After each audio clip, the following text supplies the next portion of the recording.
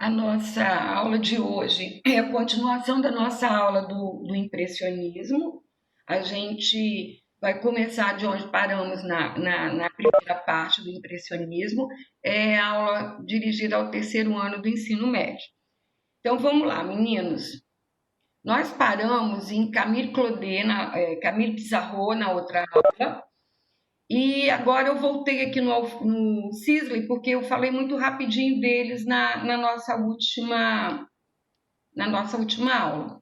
Então vamos lá, voltando aqui, o que tem de interessante para vocês observarem de Camille Claudet, a Camille Claudet, gente, deixa eu falar até logo quem é ela vai ser a esposa de Rodin que a gente vai ver a seguir, tá? Por isso que eu tô com ela na cabeça, porque como eu não coloquei ela nos slides, eu tô com medo de esquecer. Então eu já falei que Camille Claudet era também uma escultora, esposa não, amante de Rodin que a gente vai ver a seguir. Alfred Sisley, as obras dele, quando não são essas obras igual aqui a do nosso lado direito, de neve, essas coisas assim, porque o Monet, que a gente vai ter aula específica, falei isso na aula passada, o Monet não pinta muito essas paisagens de inverno, não. Mas o Alfredo Sisley ele é muito parecido com o Monet. Então, quando a gente olhar uma obra do Sisley, a gente tem que parar, olhar a assinatura ou a plaquinha que fica embaixo do quadro, para a gente não confundir com o Monet, porque as cores deles são muito parecidas, tá bom? Então, acho que foi isso que eu esqueci de falar na aula passada. Aí a gente volta para Camille Pissarro, que eu falei que é um homem, não é com esse nome Camille, Camille em francês é Camilo.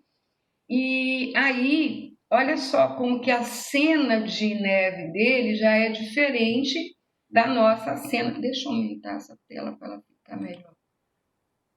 Essa cena de neve dele é diferente da cena do Sisley. Ele já coloca mais um pouquinho de cor. Porque o impressionista, só para lembrar a aula passada, o impressionista ele gosta muito, muito, muito de cor. Então, eu falei para vocês que eles pintam em função da luminosidade do dia, eles pintam em função da cor.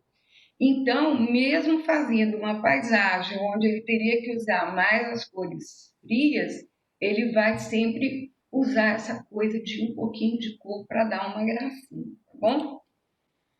E aí a Ponte Novo. Ponte Novo significa Ponte Nova, é a ponte que liga a cidade de Paris à Ilha de France. A Ilha de France é a Ilha de France, né?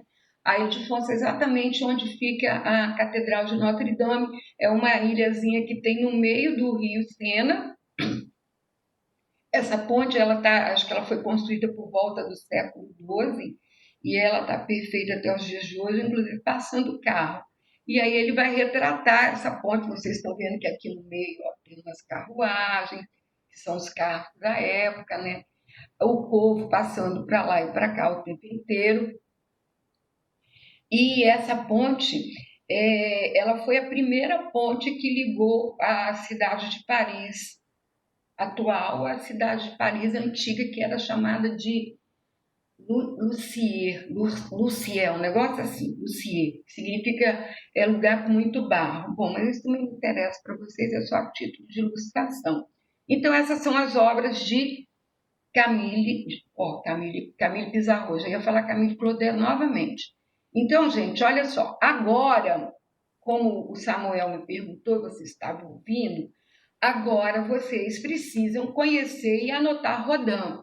Rodin, se eu não me engano, ainda não caiu no Enem, não tenho certeza, mas acho que ainda não.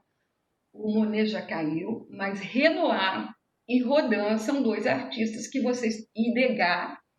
Degas, vocês lembram? São os artistas, é o artista das bailarinas, tá? Preciso voltar lá para vocês observarem. Depois vocês olham aqui na gravação quando eu mandar o link para vocês. O Degas, ele é o artista das bailarinas e ele também nunca caiu no Enem. Renoir, ou Rodin. Auguste Rodin, ele vai ser escultor. E ele vai ser, assim, um dos primeiros escultores a fazer essa escultura com o formato das esculturas gregas, porque ele mostra, a gente vai ver aqui, ó, ele mostra essa coisa da musculatura, a barriga de tanquinho, que isso é muito normal nas obras da Grécia, que vocês devem lembrar disso, né, a perfeição. Mas ele também tem a pegada modernista, ele embaça um pouco as figuras, vocês vão ver depois. E ele é tido como responsável pela escultura moderna. A naturalidade de suas figuras era tamanha que algumas pessoas chegavam a suspeitar que o artista baseava-se em moldes tirados dos modelos vivos. Então imagina você lá durinho, um pezinho, Rodin chegar com um balde de gesso, jogar esse balde de gesso em você para tirar o molde, porque é assim que a gente faz escultura hoje em dia, tá? A gente primeiro faz essa escultura em barro, depois a gente faz um molde e vai fazer a fundição dela nesse molde de gesso. Tem um cara muito louco, acho que ele era japonês, se não me engano, um escultor modernista, que ele, olha o que ele fazia, gente, porque agora a tecnologia é muito legal, né? Tudo é muito rápido. Ele deitava, e ele era feio, tá gordo, barrigudo, ele deitava, pedia para os assistentes dele, primeiro de barriga para cima, depois de barriga para baixo, os assistentes dele jogavam silicone nele, ele fazia uma forma toda de silicone, e depois ele mesmo era molde das esculturas dele, mas isso agora, já no século XX, tá? Final do século XX. Mas nessa época aí não. Se bem que esse processo aqui do Rodin é o processo que eu falei para vocês. Ele fazia essas esculturas no molde de barro, depois ele eu fiz isso na faculdade, é muito legal, muito demorado. Primeiro que você demora 1 ano para fazer a escultura no barro. Aí depois você vai jogar uma camada de cera vermelha derretida em cima dessa escultura de barro, e depois você vai jogar a camada de gesso por cima. Você espera isso aí uns 3, 4 dias para secar. E aí o que você vai fazer? Você começa a quebrar a camada de gesso num determinado ponto para você enxergar aonde está a cera, porque você tem que fazer uma parte primeira e depois uma segunda parte. Então, gente, é muito trabalhoso. Eu fiz só 1 ano de escultura, porque eu era obrigada a fazer, porque dá muito trabalho. E uma coisa interessante do Rodin é que ele, como a gente faz um molde, ele não precisava fazer uma única peça. Vocês estão vendo que esse pensador do lado esquerdo está em um lugar, que vocês estão vendo aqui atrás da casa, e esse outro pensador aqui está em outro lugar, está num parque, está aqui a casa. Ele fez 11 estátuas dessas, tá? Deixa eu abrir o lobby aqui para alguém. E essas 11 esculturas, ele vendeu pelo mundo afora, e inclusive a família Roberto Marinho tem um pensador na casa deles. Ele tem esculturas do pensador pequenas e tem esculturas grandes. Então ele fez 2 versões. Ele fez em tamanho menor para colecionador e ele fez em tamanho maior para praças e avenidas. Então, o Rodin, vocês vão lembrar do Rodin, ó, estou especificando, tá? Vocês vão lembrar do Rodin para o Enem através dessa imagem, o pensador, tá? Aí, voltando a falar, Rodin teve uma esposa, ele não casou, né? Então, ela era aluna dele, ele foi professor de escultura, que é a Camille Claudet. Tem um filme muito legal sobre ela, por isso que eu queria falar dela para vocês, quando vocês tiverem tempo, ou assistir esse filme de Camille Claudet. Era uma relação muito tempestuosa, eles brigavam muito e tal, e aí isso tudo é narrado nesse filme, um filme muito legal para vocês assistirem. Aí, vocês sabem quem foi Balzac, né? Lá de literatura, e ele era apaixonado por Balzac, por toda a parte de escritos de Balzac, e ele faz também várias esculturas de Balzac. Só que ele faz dessa forma, gente, bem modernista. A cara de Balzac, você quase que não define direito, mas são mais as roupas do Balzac e o título, né? Balzac, você olhou, você já vai lembrando.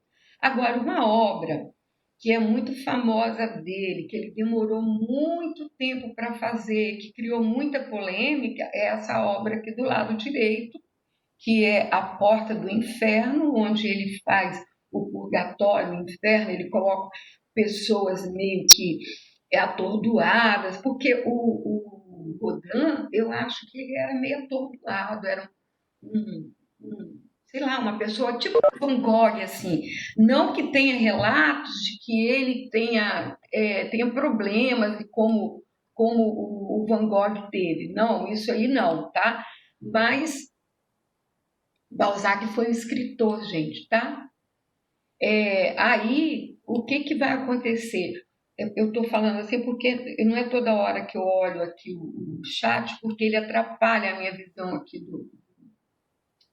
do slide. Mas se vocês olharem, perceberem, olha só, aqui no meio da porta tem uma imagem meio que parecida com o pensador. Então ele repete muito as imagens dele. Ele demorou muito tempo, essa porta é toda forjada em bronze, ele teve que fazer isso dentro do ateliê dele. Então foi uma coisa assim muito demorada, e ele era meio perfeccionista, ele não gostava, ele desmanchava, ele fundia o bronze novamente, aí fazia tudo de novo, e isso demanda muito tempo, tá? Então vamos lá, passando para a próxima, porque a gente tem uma outra atividade. Os burgueses de Calais, gente, os burgueses de Calais, na época da Revolução, só para vocês entenderem essa escultura aí, também fez um monte. Tem uma nos Estados Unidos que eu vou mostrar para vocês daqui a pouco. Os burgueses de Calais eram 5 comerciantes que, na época da Revolução Francesa, acho que foi a Inglaterra invadiu a França, no final, aliás, no final de Napoleão, alguma coisa mais ou menos assim. O exército de Calais é uma cidade que fica, na verdade não fala Calais não, fala Calais, tá? A cidade de Calais, ela fica, onde tem aquela ponte subterrânea que liga a França à Inglaterra nos dias de hoje. E Calais é exatamente o porto, acho que vocês já ouviram falar em Calais na televisão, porque esse povo que vem da África, que cruza a Europa para ir para a Inglaterra, eles cruzam a França todinha para ir para Calais para tentar entrar como clandestino nos navios do porto de Calais para ir para a Inglaterra. Só para vocês terem uma referência geográfica de onde é Calais. E aí, quando acho que foi o exército inglês mesmo invadiu a França, eles queriam que 5 pessoas abastadas, né, 5 pessoas ricas de Calais, se entregassem como rendição para o exército que invasou.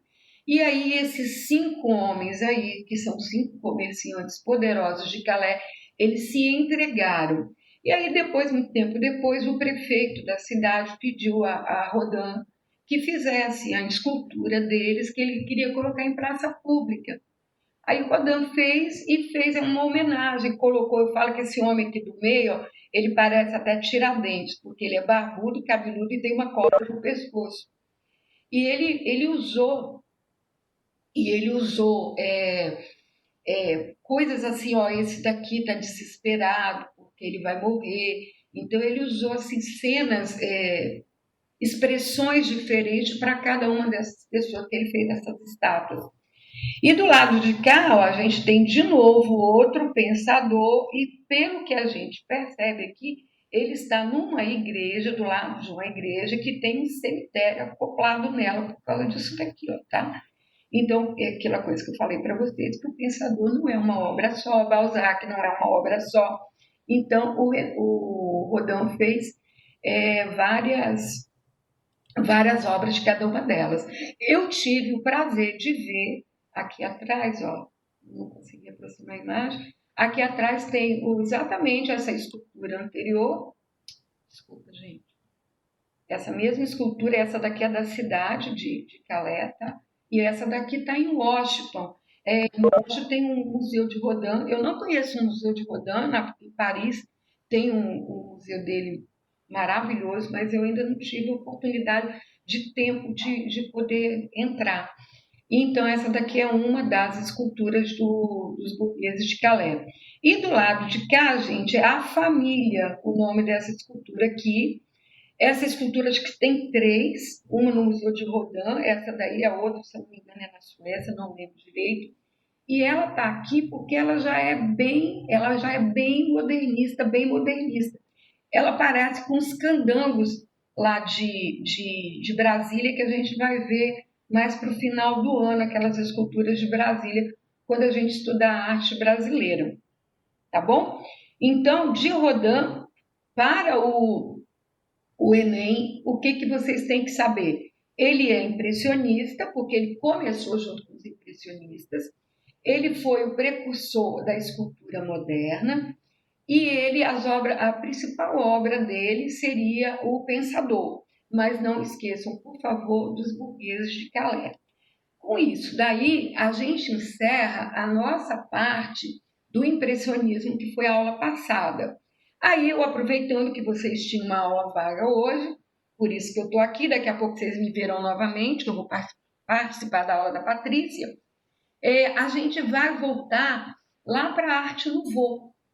Só lembrando para vocês que na cronologia da história da arte, o impressionismo vem antes da arte nouveau, tá, gente? A arte nouveau, a gente já está com um pezinho no século XX e o pezinho, assim, a pontinha do dedão no século XIX. A gente está mais caminhando para o século XX do que para o século XIX.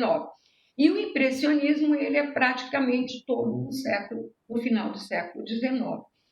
Aí, para o Enem, não caíram ainda no Enem nenhum desses 3 artistas, e como eu passei muito rápido por eles, e como eu não consegui explicar direito para vocês Sagrada Família e o Parque Güell, aí eu fiz esses slides separados. Aqui faz muito frio esse lugar onde eu estou. Então vamos lá. Grandes nomes da arte nouveau.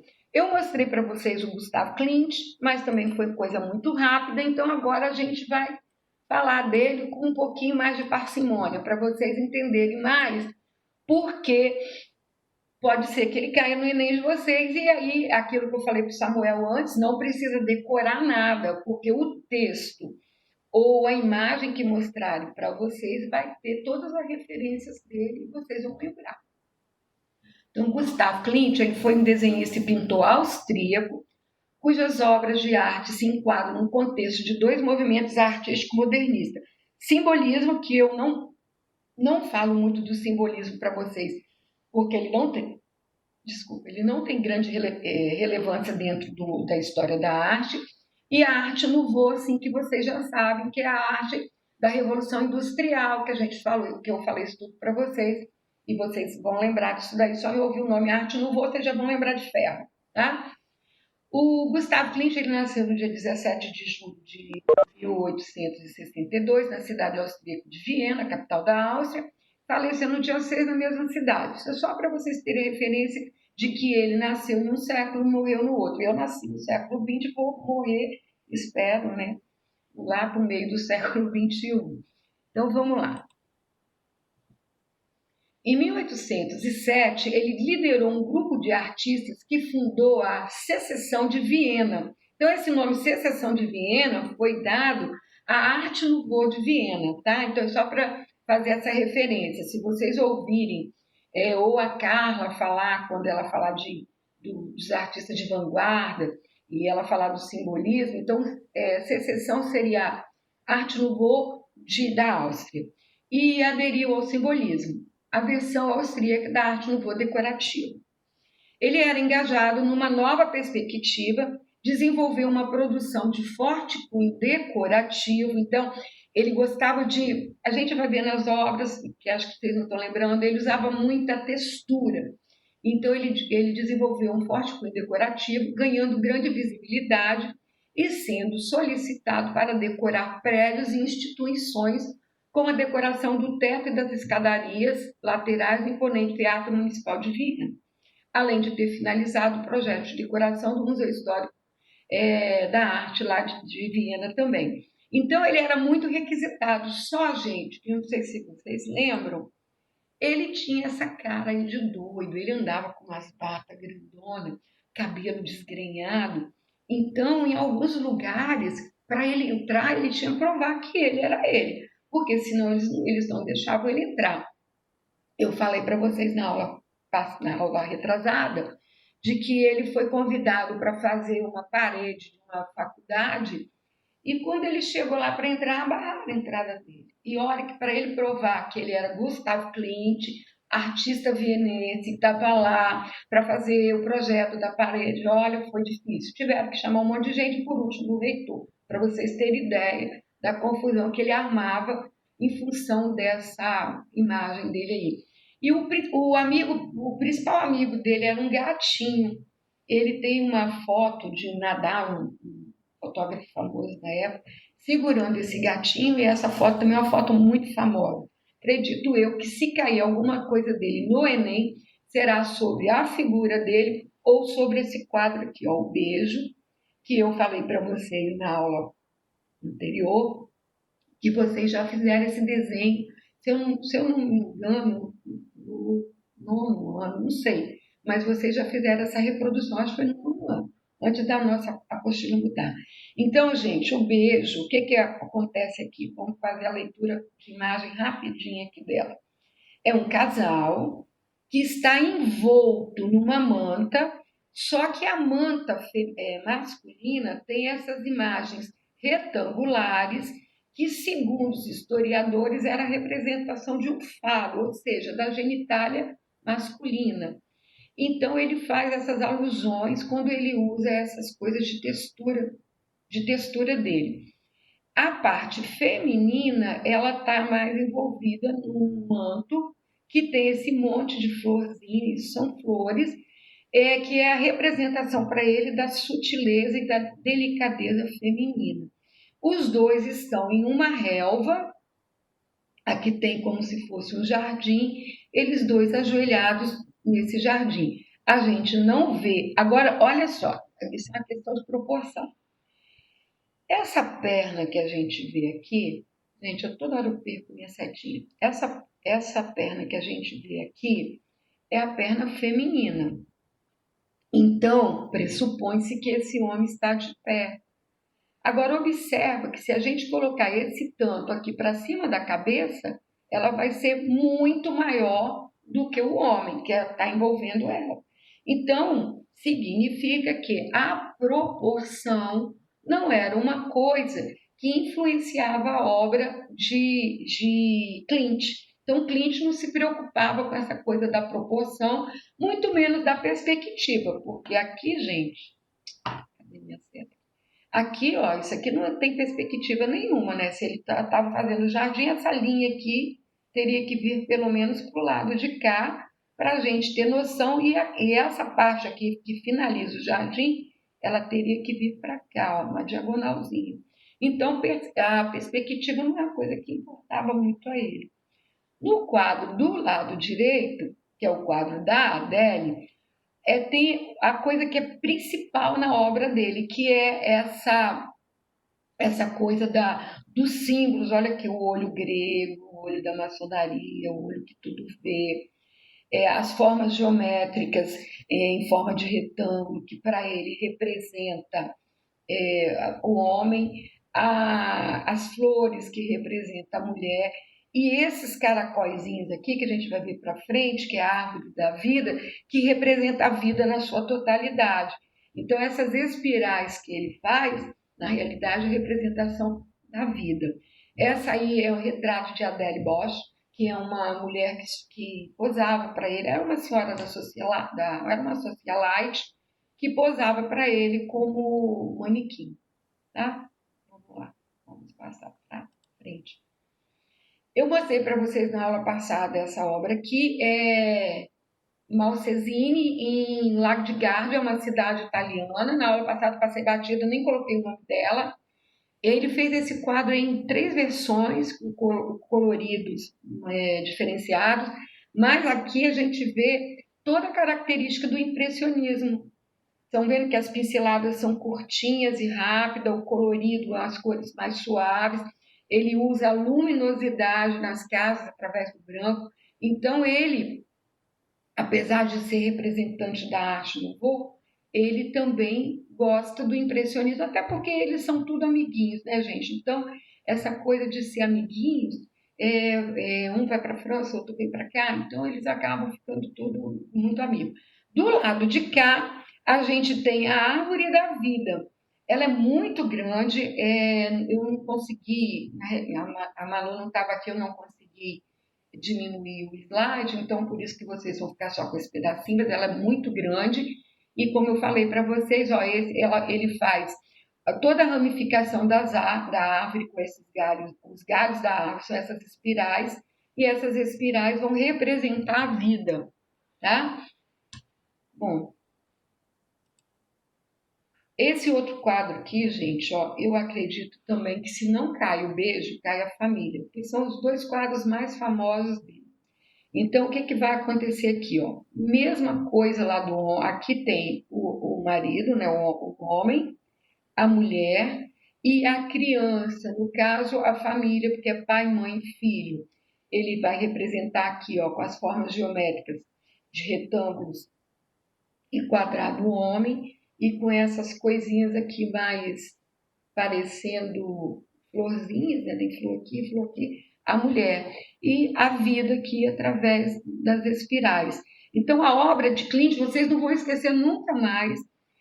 Vai ser uma obra que vocês, aonde vocês virem quadro com esse monte de textura e nessa cor, outra coisa importante do Klimt, ele usava muito esse tom amarelado, o tom dourado, ele gostava muito desse amarelo que parece dourado, tá? E do lado de cá, a Judite, que também é outra amiga dele, que ele vai pintar várias vezes, a Judite, e ela aparece sempre nua, era uma mulher despojada para frente do seu tempo, e essa coisa de estar sempre meio que nua assim, não era muito famoso. Agora, gente, vamos para Gaudí. Gaudí também não caiu em Enem, provavelmente. Eu sempre, quando tenho uns pressentimentos, sempre dá certo, sabe? Tem uns 4 anos que eu tenho pressentimento, falo, meninos, pensa nisso aqui, grava isso daqui e acaba caindo. Eu acho que Gaudí é um forte candidato para cair no Enem do ano que vem, né? Que vocês vão fazer isso em janeiro. Então, o Gaudí, voltando tudo lá de novo para vocês, ele foi um arquiteto catalão, um dos grandes inovadores da estética modernista espanhola. O nome dele de verdade era Antônio Gaudí Cornetti. Ele nasceu em Reus. Reus é o bairro onde ele nasceu, na cidade de Tarragona, uma província perto de Barcelona. É como se fosse assim: Barcelona é Vitória, Tarragona é Vila Velha e Reus é aqui Itapuã, onde eu estou. Então é mais ou menos isso daí, essa referência de lugar de nascimento dele, que isso não tem muita importância para vocês. Ele dedicava atenção aos mais íntimos detalhes de cada uma de suas obras, incorporando nelas uma série de ofícios os ofícios que ele dominava. Ele trabalhava muito bem com a cerâmica, ele trabalhava muito bem com o vitral, com o ferro forjado, que era o bambambam da época, né? E com a marcenaria, com a madeira. E uma coisa interessante, gente, que eu vou falar para vocês de Gaudí, que ele era arquiteto. E ele era arquiteto, e como na aula passada o Samuel falou assim, isso para mim é gótico. O Gaudí, a tendência dele todinha era neogótica. Ele era apaixonado pelas torres góticas, ele se aprimorou nisso daí, e agora eu vou falar disso tudo para vocês quando a gente vê a Sagrada Família novamente, tá?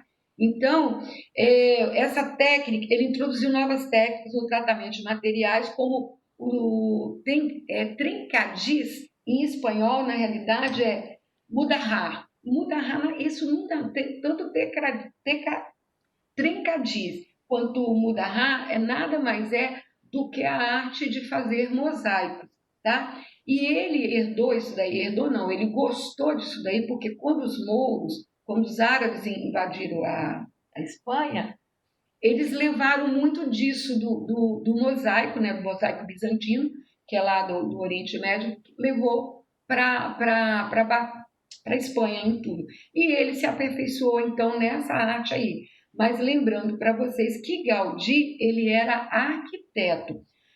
Duas coisas interessantes, ele nunca se casou, ele era muito devoto à igreja, no começo não, mas depois ele ficou muito devotado à religião cristã, ao catolicismo no caso, E hoje ele está em processo de beatificação no Vaticano. Eu contei isso na aula passada, só para vocês relembrarem. Então, ele está lá na fila para ser beatificado em função de tudo que ele prestou para a igreja e para os pobres. O Gaudí ele não era de uma família muito rica, mas ele sempre ajudou aos outros. E o mais interessante é que ele teve um final muito trágico, coitado, porque quando ele estava saindo das construções da Sagrada Família, ele foi atropelado por um bonde, mas ele não tinha documento. E as pessoas não conheciam, então ele ficou muito tempo desaparecido, todo mundo procurando, até que resolveram procurá-lo no IML, né, da época, e aí descobriram que ele tinha sido morto. Também porque o cara do bonde disse, olha, eu atropelei uma pessoa, essa pessoa, quando começou, alguém viu Gaudí, onde está Gaudí? E foi assim que acabaram encontrando o corpo dele. Aí eu já falei da Casa Milá, só vou colocar aqui como ilustração para vocês terem, lembrarem, terem referência, tá? A Casa Milá, ou chamada também de La Pedreira, é um conjunto residencial, como se fosse um prédio de apartamentos. Ela não tem arestas, ela não tem ponta aguda em lugar nenhum, ela é toda nessa imagem aqui de baixo, ó. Dá para vocês perceberem isso daí, ela é toda arredondada. E o mais interessante aqui, além dessas linhas sinuosas, que é uma característica da arte nouveau. Gente, as características vocês terão que saber, tá? Então, características dos movimentos artísticos e das artes que eu estou mostrando agora, a gente vai entrar nas artes de vanguarda, isso aí vocês têm que saber pelo menos o mínimo para o Enem. Então, essas características aqui, ó, das linhas sinuosas, do ferro aqui das sacadas, que é característica da arte nouveau, isso vocês têm que lembrar. E a casa Batloca, que eu já falei bastante delas para vocês, isso aí eu tive tempo. Também o ferro, que ó, o ferro aqui nas varandinhas, a coisa da sacadinha, e ela também é toda cheia de linha sinuosa, que é uma característica da arte nouveau. Aí agora a gente vem aqui para a Sagrada Família. Na realidade, gente, o nome da Sagrada Família é Templo Expiatório, tá? Templo Expiatório da Sagrada Família. Por que tem esse nome? Porque ela não é uma igreja comum. Isso daí não é uma catedral que se faça missa o tempo todo, toda hora. As missas são feitas em momentos especiais, e esse templo expiatório significa o seguinte, ó, casa de oração, onde o Santíssimo fica exposto permanentemente. Vou explicar para quem não é católico. Nas nossas igrejas, a gente tem um lugarzinho, diria uma capelinha, onde ali fica um monumento sagrado, que a gente chama de Santíssimo, e lá dentro fica um cálice com o que seria para nós o corpo de Cristo. São a hóstia, a gente chama de hóstia, são uns biscoitinhos redondos que a gente faz a nossa ceia, né? Porque os protestantes também fazem a ceia, a nossa ceia é através dessa hóstia.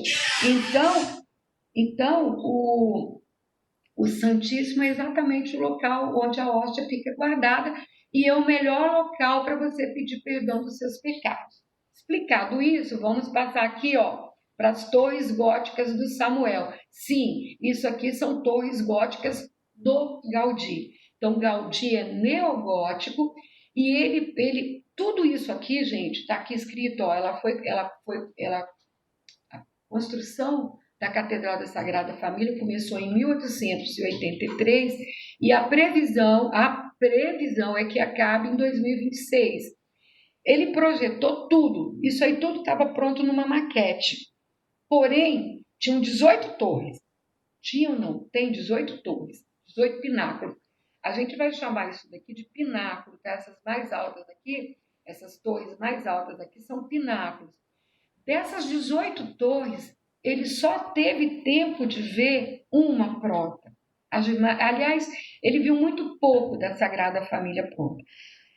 O que é a Sagrada Família? Aí embaixo tinha uma igreja, né, também uma igreja grande, era um mosteiro na realidade, que já tinha sido começada, já estava uma parte pronta e ela era toda no estilo gótico.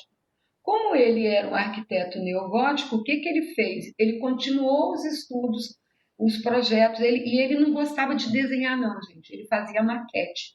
Então, isso tudo continua sendo feito até hoje, dentro dos moldes, dos padrões que ele queria, porque ele fez uma maquete disso aí tudo, tá? Essa parte que vocês estão vendo aqui é a entrada principal, se chama a entrada da glória. Ela tem 3 entradas. Essa entrada da glória aqui seria a ressurreição de Cristo. Ela tem uma outra que está sendo feita desse lado de cá, que é quando Cristo é crucificado. Não está pronta ainda. Mas essa daqui já está pronta. Olha como que é bem modernão e bem no estilo dele mesmo. Olha os arcos, as curvas bem sinuosas, bem coisa da arte do voo. Isso daqui, ó, isso aqui, gente, essa parte é a coisa mais linda. Porque esse lado aqui é todo avermelhado e o lado de lá é todo azulado. Então você entra aí dentro, parece que você está no céu. Depois, se vocês tiverem curiosidade, procurem na internet o interior da Sagrada Família. É lindo. E aí dentro fica o tempo inteiro umas músicas medievais, clássicas, bem suaves. Então dá vontade de você morar aí dentro, porque a calma é muito grande. E do outro lado, aqui é uma entrada, do lado de cá tem a outra que é chamada a Natividade, é por onde a gente entra na Sagrada Família, os turistas. E é o nascimento de Cristo. Eu vou mostrar só um pedacinho de uma foto que eu tenho. Mas é muito bonita, eu acho assim, a Sagrada Família, para mim, de todas as catedrais que eu conheço, e olha que eu conheço muitas góticas, essa é assim, esplendorosa, que eu voltaria sempre que eu pudesse. Aqui tem as torres mais de perto para vocês verem. Isso aqui são os guindastes, né? As gruas para poder fazer essa sustentação toda daqui de cima. Essas aqui são as primeiras, são as que estão. Não, essas aqui são as primeiras, não, porque aqui está o lado da glória. Mas deixa eu passar para vocês. Olha só que bonito que é, gente.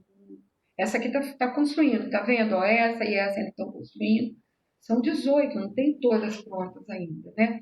Então é fantástico. Aqui, gente, que é a natividade, ó, nesse cantinho aqui, ó, se vocês observarem, vocês vão ver as pessoas que foram visitar o nascimento de Jesus. Na verdade, essa aqui é Maria com Jesus no colo e São José do lado de cá. Aqui em cima é que a gente vê São José, Maria, manjedoura. Então, aqui todo ele faz como se fosse a parte de Jesus menino. Tá? Aqui também a gente tem ó, a presença dos reis, dos reis magos na manjedoura. E essas coisinhas aqui, ó, que é muito impressionante, que é o que eu falei para vocês na aula passada. Parece que você vai lá na praia, pega a areia molhada e faz aquele monte de gominho de coisa. Deixa eu olhar a hora. Nossa, está quase na hora.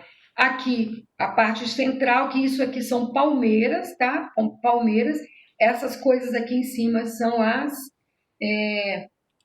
vou passar logo, como se fosse a folhagem. O Parque Güell, deixa eu só falar para vocês que Güell foi um rico industrial e ele era mecenas nessa época e de todos os artistas do início do século XX, final do século XIX, início do século XX. E isso daqui, o Parque Güell, era uma colina que pertencia a Güell e ele queria fazer disso um lugar residencial com casas de milionário. Ele vendeu 3 terrenos, 2 são construídos casas, que as casas estão até aí hoje, e Gaudí, aí como ele não teve sucesso na venda, ele doou isso daí para a prefeitura de Barcelona fazer um parque. Acho que é um dos parques mais famosos do mundo. E essas coisas que vocês estão vendo aqui, esses mosaicos, ó, são a tal das Trenades, ou Mudarrá do Gaudí. Isso daqui é um lagartão grandão, que é o símbolo de Barcelona, já falei isso para vocês. Essas casinhas aqui são as casinhas que fizeram no parque, que são centro administrativo, e aqui é por onde a gente entra, e aqui tem lojinhas, restaurantes, essas coisas assim. Isso daqui, gente, são pilares enormes. Imagina uma área enorme com esses pilares no meio, e aí o povo faz piquenique, aí tem mesas, essas coisas assim, e tudo isso daqui do teto, tudo isso daqui são mosaicos, tá? Então, do Parque Güell, que não deu para falar da vez passada, foi isso daí. Em cima desse lugar que eu mostrei aqui para vocês,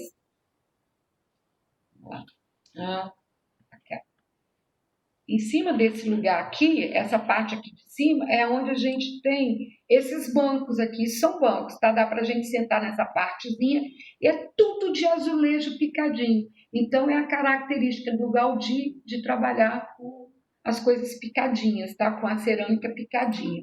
Então, isso é uma característica dele. Aqui, gente, eu consegui essa foto, estão vendo que não é minha, porque aqui não tem ninguém, né? Tirou-se num dia que o parque estava fechado, provavelmente, e aqui está o lagartão. Se você for a Barcelona, você vai ter que comprar um bichinho desse, porque em tudo quanto é canto tem esse bichinho lá para você comprar. Ele é bonito, tá? Não é feio, não. E aí, Gustavo Eiffel, que vai encerrar a nossa aula. Alexandre Gustavo Eiffel, ele também era engenheiro, outro era arquiteto, esse era engenheiro, nasceu em dezembro na cidade de Dijon. Ele termina se instalando em fins de 1866 a oeste de Paris. Lá ele cria sua empresa e ele cria também o escritório dele. Não foi ele que fez o desenho da Torre Eiffel, foi a equipe de engenheiros dele, tá? Ele era até bonitinho, ó. E ele é mais conhecido mundialmente pela Torre Eiffel, mas ele fez uma ponte enorme de ferro em Portugal, ele tem construções pela Europa inteira. E ele ajudou porque a Estátua da Liberdade foi um presente da França para os Estados Unidos. E o arquiteto que fez a Estátua da Liberdade era da equipe dele, ele ajudou ele a desenvolver essa estatueta. Esse cara é da cidade de Colmar, e trabalhava na empresa dele. Aí são aquelas imagens que eu mostrei para vocês, que é o começo da construção da Torre Eiffel. A Torre Eiffel, eu vou tentar falar rapidinho para vocês. Aqui são as três etapas da construção, né? A primeira, a segunda e a terceira. E aquelas imagens que eu mostrei para vocês da ferragem, para vocês observarem como que era a construção da Torre Eiffel. Aí, gente, voltando aqui, só para vocês terem ideia, essa torre já foi de várias cores. Hoje ela é meio dourada, ela já foi verde. Ela já teve 3 cores, que eram as cores da França. Acho que foi no centenário de alguma coisa lá da Revolução Francesa, se eu não me engano. E segundo o cara aqui, o nosso guia aí, ele disse que são toneladas e toneladas, eu não lembro o número exato, de tintas que se gasta para pintar a Torre Eiffel. Se eu não me engano, ela é pintada de 5 em 5 anos, tá? Acho que tem 10 anos que eles mantêm essa cor, mas eles trocam sempre ela de cor. E uma coisa muito interessante, que eu vou contar para vocês agora, se der tempo, que nesse patamar aqui, porque isso foi feito para uma feira de ciências, tá? E ela ia ser derrubada depois que acabou a feira, eles iam desmanchar tudo. Mas metade de Paris queria que ela ficasse, outra metade não, que achava que isso não tinha nada a ver com a cidade. Aí um estilista, ele pegou, aí depois a prefeitura e o governo, não, ela vai ficar e isso aqui vai ser uma torre de televisão não, na época de rádio, né? E essa parte aqui de cima, ela não tinha isso daqui, foi colocada depois e ela se tornou uma torre de transmissão radiofônica. E esse estilista, ele subiu nesse patamar aqui para fazer o lançamento da coleção dele, e ele inventou um terno que era tipo uma asa delta. Então, que se ele pulasse daí, ele ia conseguir planar e descer aqui no campo de Marte, que é onde estão essas pessoinhas aqui. Ninguém, aí ele pediu para várias pessoas, metido a cientista, para usar, e ninguém quis, então ele foi. Aí ele subiu aqui, subiu aqui no primeiro patamar. Se cortar é o final da aula, tá? Essa é a última parte. Ele subiu nesse patamar aqui, abriu os braços e se jogou. Só que ele mal teve tempo de abrir os braços, porque talvez o terno dele até plainasse mesmo, servisse como asa delta e ele caísse no campo de Marte. Mas ele se jogou, fez assim, buf, caiu lá embaixo e morreu. Aí os legistas foram verificar o que aconteceu. Gente, ele estava com tanto medo, que quando ele se jogou, ele já teve um infarto fulminante e ele morreu. Então, conclusão, ele nem conseguiu saber se realmente ninguém quis fazer essa experiência para ele, né? E aí ele, morreu e nem soube